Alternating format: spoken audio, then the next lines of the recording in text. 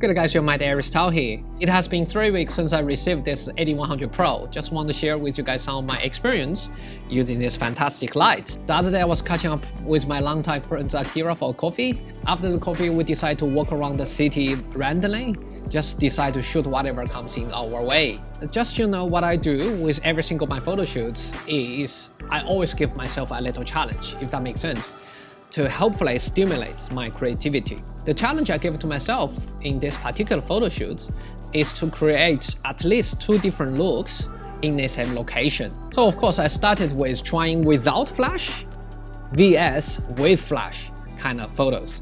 As you guys can see, she's under the shade. The natural light looks quite beautiful already. The only problem is that her body is brighter than her face because some of the leaves on the top actually blocks out some of the ambient light. Then by adding a flash, makes her face pop and makes her skin glowing. Of course, leaning towards the flash image because I always believe if you get a light correct in the pre-production, it saves you tons of time in the post-production. So here is a cool leaf, and the texture of the building on the left is amazing.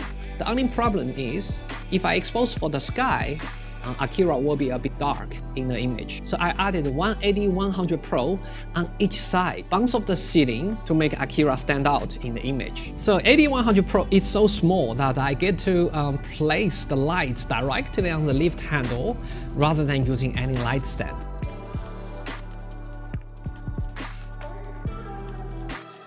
You can use the color gel, actually comes with an AKR1 kit. But recently I've discovered the Ace A-11T color gel sets actually works out better for me.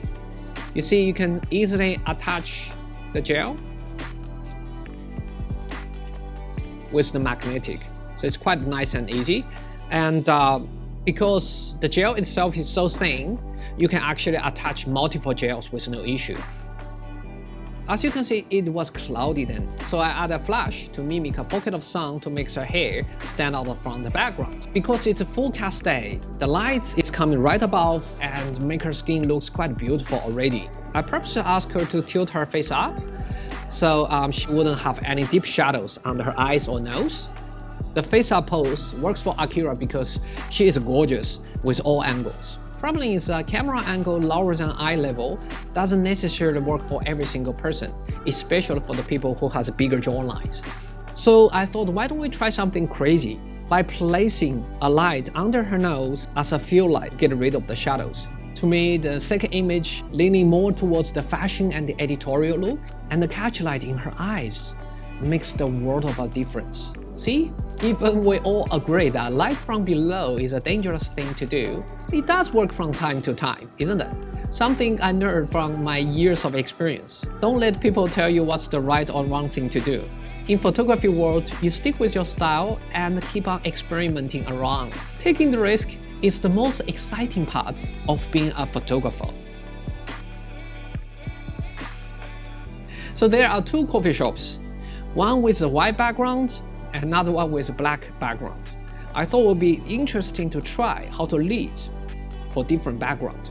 Lots of you guys commented in my previous AD100Pro video asking how does AD100Pro dealing with a non-cast day. Since it was raining and cloudy for all last month almost, we were lucky to get some sun comes in today. Just so you guys know, the cloud coverage in this photo is about 55%, and I adapt AD100Pro on a 65cm softbox using S2 type bracket. So one image is white dress against the white background, more on the high key look. Another image is the white dress against black background, more at a low key look, which is more dramatic. Which one's your preference? Comments below and let me know. Another thing you guys may or may not notice I've been doing recently is that I keep on asking people to move during the photo shoots. The composition and the pose may not be perfect, but the risk I took often gets me the very natural face expression and very natural body gesture. I believe that's the golden nuggets of the image, to deliver a feeling of living in the moment. And of course, when Akira is moving, high-speed syncs comes really handy. So here are 2 images. But do comment below and let me know which one works for you. I love the repetitive chairs patterns in the image, so I thought it'd be really cool to do 2 shots here. So the first one is on the high key end, The camera setting is +1 stop, and I use AD100Pro as a fill light. And of course, to go with the vibe, I asked Akira to do some funny and quirky sort of expression, which is basically her personality. And then, I did something crazy I usually wouldn't do. I include the light itself within the image. Because the light is so tiny, just like a candle, and it doesn't bother me to show it as part of the image. And of course, with the light being so close, I can completely underexpose the environment to have a dark and moody blue hour look.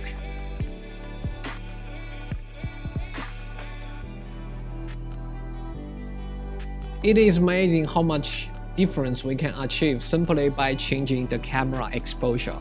AD100Pro is small, but it is powerful enough to allow me to play around with two different looks. In the first image, I expose for the highlights, which is a sky, and deliver a blue hour look. In the second shot, I expose for the shadow, so that the architecture stands out a bit more. Which one works for you? Let me know how would you expose for the environment. Every photographer is a unique artist. We all have our own way to seeing and capturing the beauty of the world. I hope these two images at the same location personal project I did helps you with your own unique creative path. If you have time, you should definitely do some personal projects, have some fun, and keep your creativity going. Meanwhile, stay safe. This is Aris Tao from Sydney. I'll see you until next time.